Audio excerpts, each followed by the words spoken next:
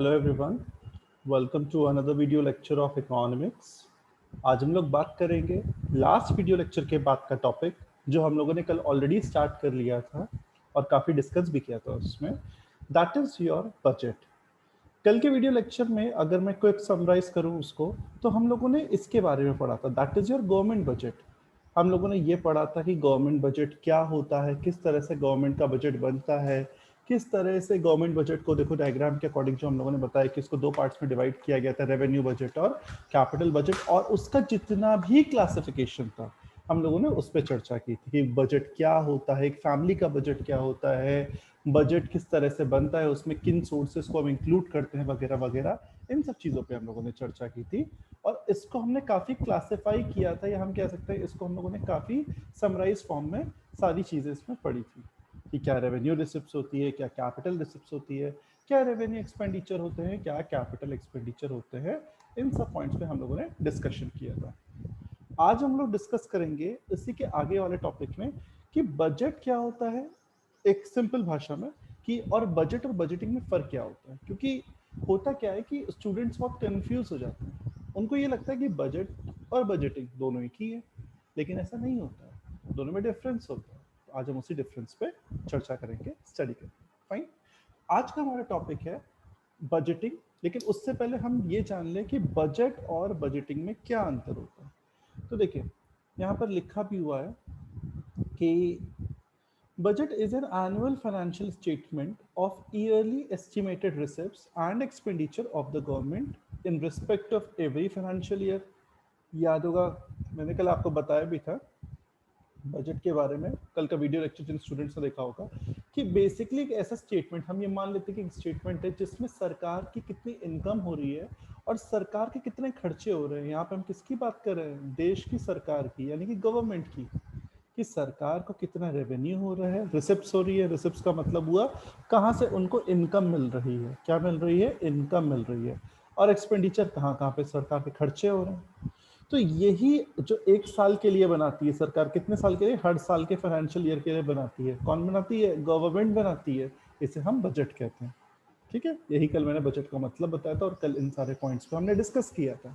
Fine, आज हम लोग पढ़ेंगे कि बजट, तो ये क्लियर हो गया सबको कि ये बजट होता है, but what is actually budgeting. तो देखिए यहाँ पे लिखा है, budgeting is the process of estimating, क्या एस्टिमेट करना? Of estimating the availability of resources, यानी कि कितने रिसोर्स हमारे पास मौजूद हैं।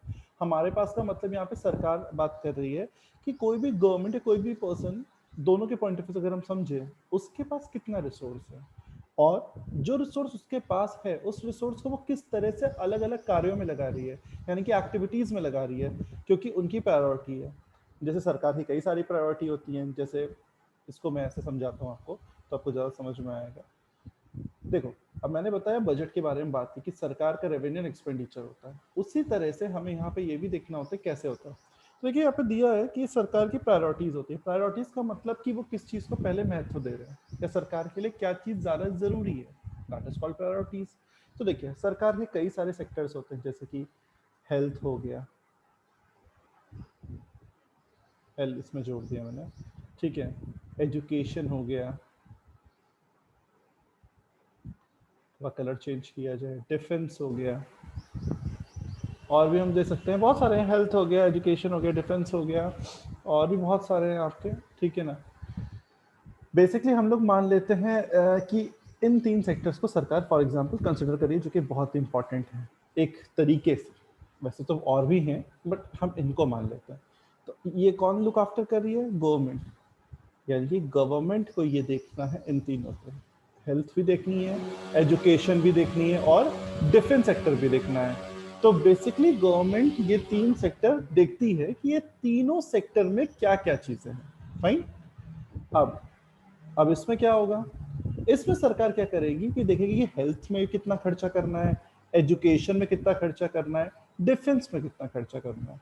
तो अगर सरकार की इस समय, जैसे कि कोविड-19 का प्रॉब्लम है, सबको पता है इस समय पूरे इंडिया में कोरोना की महामारी चल रही है, ठीक।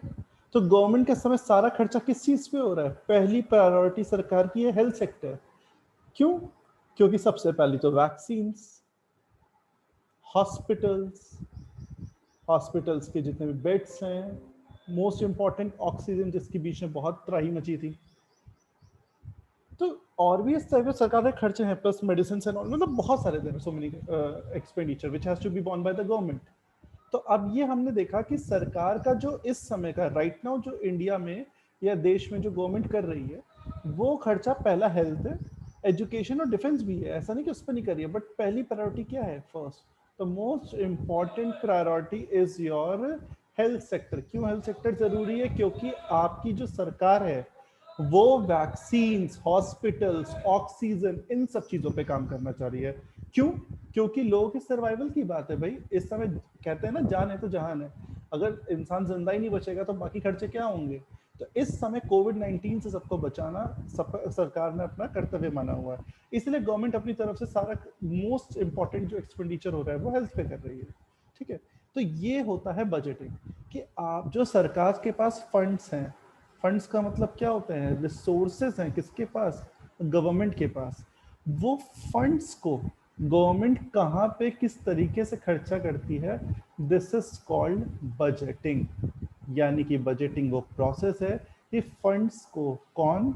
सरकार, गवर्नमेंट, कहाँ और किस तरह से खर्चा करती है, किस तरह से यूज कर रही है। कौन यूज कर रही है?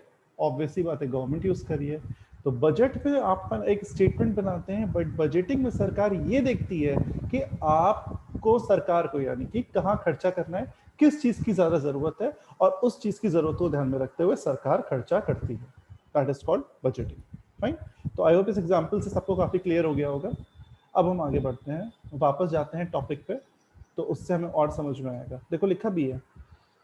अब यहाँ पे हम नोट्स में वापस जब जाएंगे तो हम इसमें आप यही चीज समझेंगे कि जो हम कहना चाह रहे थे, कि budgeting is the process of estimating the availability of resource. Resource सरकार के पास है क्योंकि उसको रेवेन्यू रिसिप्ट्स हो रही है, और उस रिसोर्स को वो अलग अलग एक्टिविटीज में करे अपनी प्रायोरिटी के अकॉर्डिंग। हमने एग्जाम्पल में हेल्थ की बात की कि अभी सरकार की प्रायोरिटी हेल्थ सेक्टर है। क्यों है? क्योंकि कोरोना महामारी है, हेल्थ पे सरकार सबसे ज्यादा ध्यान दे रही है। एक बार कोविड देश से गया, वर्ल्ड से गया, तो सरकार हेल्थ के साथ अलग सेक्टर्स पे और ध्यान देगी, लेकिन अभी प्रायोरिटी हेल्थ सेक्टर है। Fine. Budget act as a instrument of control and act as a benchmark to evaluate the progress of various department. ये जो बजट बनता है, ये बहुत, फिर से एक इंपॉर्टेंट चीज मैं आपको बता दूं, ये जो बजट सरकार बनाती है, इसमें सरकार के रिसिप्ट्स और एक्सपेंडिचर होते हैं गवर्नमेंट के। ये बजट अलग अलग सेक्टर्स के लिए बनता है।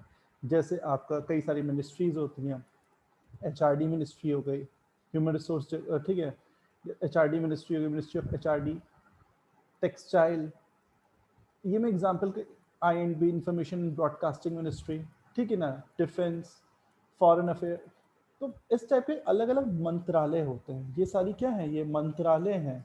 मंत्रालय का मतलब मिनिस्ट्रीज हैं, जिसमें सरकार अपना जो उनके फंड्स होते हैं, क्या होते हैं? फंड्स होते हैं, उनको अलॉट करती है। और ये फंड्स जो गवर्नमेंट के होते हैं, कि हमने इसके लिए इतना रखा, इसको इतना, इन सब एज पर द नीड सरकार डिस्ट्रीब्यूट करती है मंत्रालय के अकॉर्डिंग।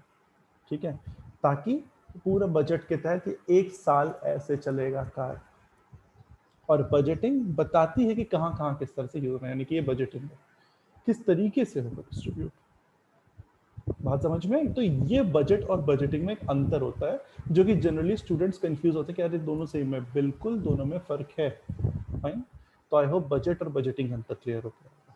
ठीक है, अब आते हैं आज के मोस्ट इंपॉर्टेंट टॉपिक पे। इसके बाद जो है, that is your types of budgeting. की बजटिंग के टाइप्स क्या होते हैं, बजटिंग कितने टाइप्स की होती हैं? क्योंकि बच्चे क्या करते हैं, बजट और बजटिंग एक ही टाइप होता है, अलग है। बजट्स के हमने कल टाइप्स ऑलरेडी पढ़ लिए थे, आज हम लोग पढ़ेंगे बजटिंग के टाइप्स। तो देखिए सबसे पहला बजटिंग कौन सा है? सबसे पहला जो टाइप है बजटिंग का, वो है आपका परफॉर्मेंस बजटिंग। देखो क्या लिखा है इसमें, परफॉर्मेंस बजट वो होता है जो कि गोल्स ऑब्जेक्टिव ऑर्गेनाइजेशन के दिखाता है कि एक ऑर्गेनाइजेशन का क्या ऑब्जेक्टिव है, क्यों एक ऑर्गेनाइजेशन चल रहा है, किस उद्देश्य से चल रहा है, क्या टारगेट है उस ऑर्गेनाइजेशन के। उस टारगेट के अनुसार जो टारगेट सेट किया ऑर्गेनाइजेशन ने, ऑर्गेनाइजेशन का परफॉर्मेंस कैसे चल रहा है। अलग अलग यूनिट्स होती हैं, अलग अलग डिपार्टमेंट्स होते हैं। प्रोडक्शन डिपार्टमेंट होता है किसी भी ऑर्गेनाइजेशन में, कई सारे डिपार्टमेंट होते हैं। प्रोडक्शन डिपार्टमेंट हुआ, सेल्स डिपार्टमेंट हुआ, मार्केटिंग डिपार्टमेंट हुआ, एचआर डिपार्टमेंट हुआ, पीआर डिपार्टमेंट हुआ, इस फाइनेंस डिपार्टमेंट हुआ, अलग अलग डिपार्टमेंट्स होते हैं, लेकिन ये सब का मेन उद्देश्य क्या होता है? ऑब्जेक्टिव के जो होता है उसको पूरा करने के लिए ये सब काम करते हैं, जितने भी हैं ये सब काम करते हैं। तो क्या आप अपने निर्धारित जो उद्देश्य हैं, ऑब्जेक्टिव हैं, उनके अकॉर्डिंग काम कर रहे हैं? उसके बाद चौथी लाइन बहुत इंपॉर्टेंट है, a performance budget gives an indication कि पैसा जो अलॉट हुआ है काम करने के लिए, चीज़ों को बनाने के लिए, चाहे वो गुड्स हो चाहे वो सर्विस हो, वो उतना एफिशिएंट तरीके से उसका इस्तेमाल हो रहा है या नहीं हो रहा है, इसकी जांच पड़ताल भी परफॉर्मेंस बजटिंग के थ्रू होती है। कि फॉर एग्जांपल आपने 20 लाख रुपए लगाए हैं एक महीने के लिए, 1 मंथ का आपका 20 लाख का एक्सपेंडिचर हो रहा है। क्यों हो रहा है? क्योंकि आपको 1 लाख 1 मंथ में इतना गुड्स प्रोड्यूस करना है। क्या प्रोड्यूस करना है? गुड्स प्रोड्यूस करना है। तो सब आप ये देखोगे ना कि 20 लाख के अकॉर्डिंग गुड्स होने चाहिए प्रोड्यूस, अगर हो रहे हैं तो ठीक है, लेकिन अगर नहीं हो रहे यानी कि परफॉर्मेंस गड़बड़ है। तो परफॉर्मेंस बजटिंग ये चेक करती है कि आपके जो टारगेट हैं और टारगेट के अकॉर्डिंग जो खर्चा हो रहा है वो खर्चा कितना सही हो रहा है या सही तरीके से हो रहा है या नहीं हो रहा है। इससे आपको आपकी परफॉर्मेंस पता चल जाएगी। अगर अच्छा हो रहा है तो बहुत ही बढ़िया, और कैसे अच्छा कर सकें, और अगर खराब हो रहा है तो कहाँ गड़बड़ आ रही है, किस डिपार्टमेंट में गड़बड़ आ रही है। कई सारे डिपार्टमेंट्स मैंने बताए, ये सारे डिपार्टमेंट्स हैं। तो फॉर एग्जांपल चला मार्केटिंग ठीक से नहीं हो रही है, या क्या कहते हैं फॉर एग्जांपल सेल्स के काम में सही हुआ, तो आप डिटेक्ट कर लेंगे कि यहाँ गड़बड़ी है और फिर उस प्रॉब्लम को वहाँ जाके सॉल्व करेंगे। तो ये परफॉर्मेंस बजटिंग में होता है। ठीक है, नेक्स्ट जीरो बेस्ड बजटिंग। ये काफ़ी नया कॉन्सेप्ट है, काफ़ी समय बाद आया था। जीरो बेस्ड बजटिंग बेसिकली पहले इसका यूज़ नहीं था। एक्चुअली पहले गवर्नमेंट डिपार्टमेंट्स में और इन सब चीज़ों में वेस्टेज बहुत होती थी। पीएसयूज गवर्नमेंट डिपार्टमेंट्स में वेस्टेज काफ़ी होती थी, और उतना मैंने कहा ना वो मोटिवेटेड नहीं थे। क्यों? क्योंकि उनको पता था भाई हम प्रोडक्शन ज़्यादा करें, हम प्रोडक्शन कम करें, साहब पैसा तो हमें मिलेगा ही मिलेगा, अलाउंसेस नहीं हमारे। और पहली बात तो सरकारी नौकरी आराम से ठाट मार के करेंगे, नौकरी से इतनी जल्दी कोई निकाल नहीं सकता अनटिल कोई इंक्वायरी नहीं बैठ जाती बड़े लेवल की। तो वेस्टेज को कम करने के लिए, गवर्नमेंट रिसोर्सेज की बर्बादी को रोकने के लिए, देखो यहाँ लिखा भी हुआ है थर्ड लाइन में, तो increase the overhauling the government departments, और ये सब आपका ये सब चीज़ों को रोकने के लिए बेसिकली वेस्टेज बहुत होती थी, इसको मिनिमाइज करने के लिए गवर्नमेंट डिपार्टमेंट्स के लॉस को कम करने के लिए ZBB that is zero based budgeting concept को लॉन्च किया गया। कब हुआ? 1970s के दौरान हुआ। ठीक है, इसका मतलब ही क्या हुआ? इसका मतलब किया कि कोई भी चीज़ को हम पुराना बेस के रूप में, अमाउंट के रूप में लेके नहीं चलेंगे, हम बजटिंग का जीरो बेस लेके चलेंगे। हर एक्टिविटी को हर बजट में हम लोग एकदम नए से शुरू करेंगे, और जितना फंड्स अलोकेटेड ज़रूरत होगी उतना अलॉट करेंगे बिना कोई बेस माने के। पिछली बार हमने 20 लाख दिया था एक साल का, तो इस बार हम 20 से कम नहीं देंगे या 20 के आसपास देंगे, नहीं। जैसी जैसी ज़रूरत वैसे वैसे बजट का अलॉट करना, फंड्स को अलोकेट करना। ठीक है, तो ZBB यानी कि जीरो बेस्ड बजटिंग एक बहुत ही क्रिटिकल एग्जामिनेशन था जो कि गवर्नमेंट प्रोग्राम्स में किया गया था, ताकि ये इंश्योर किया जा सके कि जिस चीज़ को प्रायोरिटी की ज़रूरत है, जिस चीज़ को फंड्स की ज़रूरत है, उस चीज़ पे ज़्यादा ध्यान दिया जाए, जिस चीज़ पे फंड की ज़रूरत नहीं है सरकार उस चीज़ पे कम ध्यान दे। इससे किसका फ़ायदा होगा?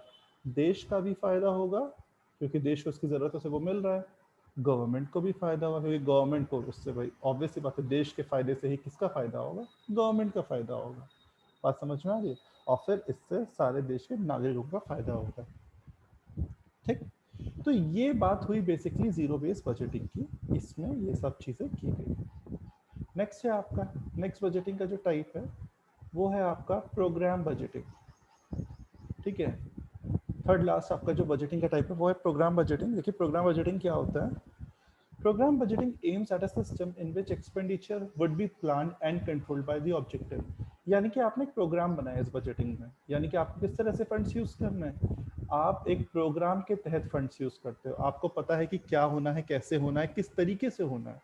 तो आपने पूरा प्लानिंग कर ली, लेआउट तैयार कर लिया, और उसके तहत आपने कहा कि भाई मुझे हर महीने, फॉर एग्जांपल हर मंथ मुझे 100 यूनिट्स बनाने हैं। तो कितना हो जाएगा? 12 महीने का इंटू 12 कर दीजिए तो हो गया पूरे साल भर की आपकी 1200 यूनिट्स आपकी तैयार होनी है। तो एक मैंने एग्जांपल दिया, ठीक है। तो इसी में होता है प्रोग्राम बजटिंग में कि हमें चीजें इस तरह से क्लियर कर जाती हैं कि आप एक प्रोग्राम तैयार करते हैं और हमें पता है कि हमें फंडिंग कैसे करनी है, हमें एक्सपेंडिचर कैसे करना है, हमें किस तरह से चीजें करनी है। That is called programme budgeting. As per the programme इसमें काम किया जाता है ऑब्जेक्टिव्स को अचीव करने के लिए। ये हो गया आपका प्रोग्राम बजटिंग।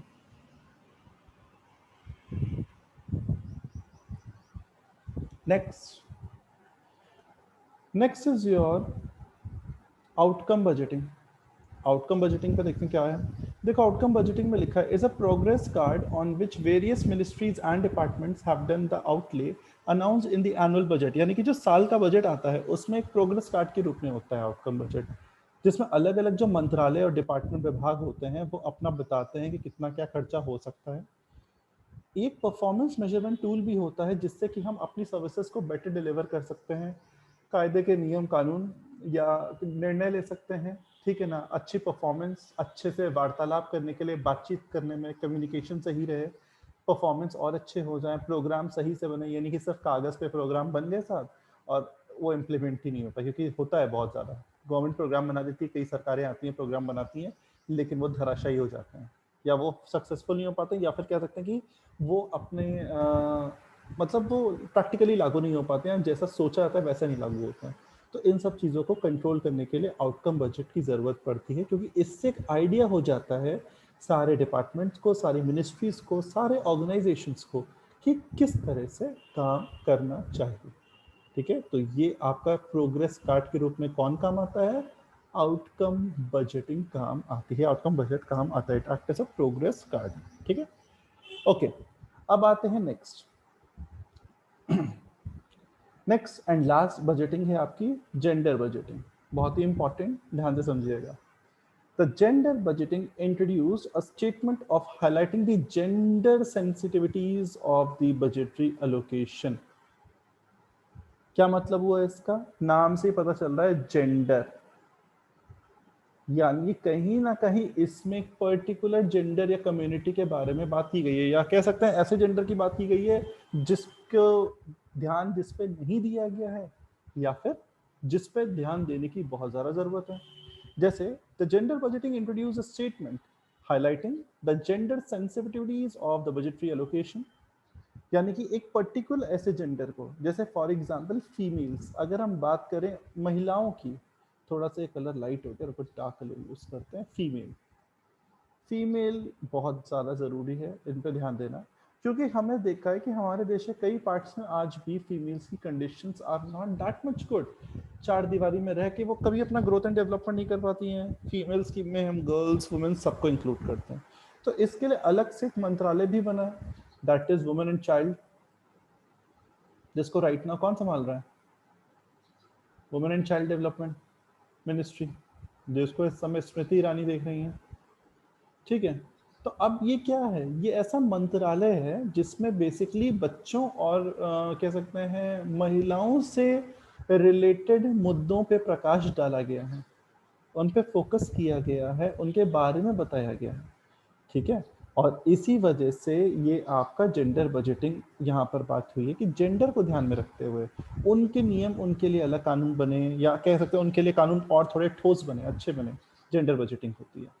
तो gender budgeting is an exercise to translate the state gender commitments of the government into budgetary commitments. यानी कि कुछ पैसा आप girls women and child development के लिए रखें, तो उसमें उनकी शिक्षा, उनके पैदा होने से लेकर उनके क्या कहते हैं रिटायरमेंट तक, उसमें चीज़ों पे बात कीजिए, क्योंकि कहीं ना कहीं वुमेन एम्पावरमेंट की बहुत ज़रूरत है। तो इसीलिए फंड्स को अलोकेट किया जाए, रिसोर्सेज का यूज़ किया जाए, utilisation of resources allocated for women and the impact of public expenditure and policies of the government on women.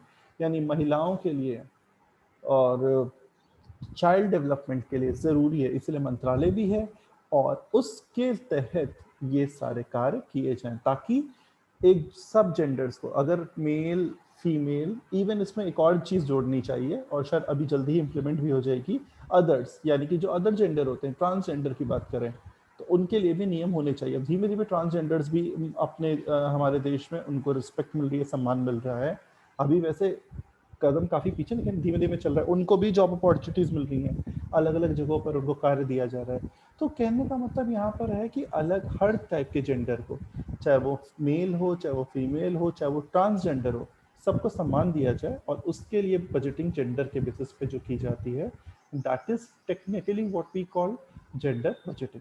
ठीक है, तो इसके लिए भी अलग से सरकार खर्चा करती है और ये अलग से इंट्रोड्यूस इसीलिए किया गया था ताकि जेंडर से रिलेटेड जो भी प्रॉब्लम्स हैं, मेल फीमेल या ट्रांसजेंडर, इनसे रिलेटेड जो भी समस्या है उनका समाधान किया जाए इसमें। ठीक है, तो ये था हम लोगों ने डिस्कस किया आज की क्लास में। आज की क्लास में हम लोगों ने कुछ समरी करें तो हम लोगों ने स्टार्टिंग की थी बजट की, बजट क्या होता है और बजटिंग में फ़र्क क्या होता है, जिससे मैंने आप लोगों को बताया भी था यहाँ पर वाइट बोर्ड में, अंतर बताया था किस तरह से बजटिंग होती है।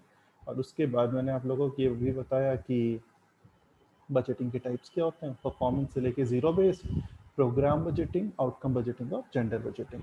ठीक है, तो आज के लिए इतना ही, मिलते हैं नेक्स्ट वीडियो लेक्चर में नए टॉपिक बजटरी डेफिसिट के साथ। तब तक के लिए सब अपना ध्यान रखें, take good care of yourself, have a nice day.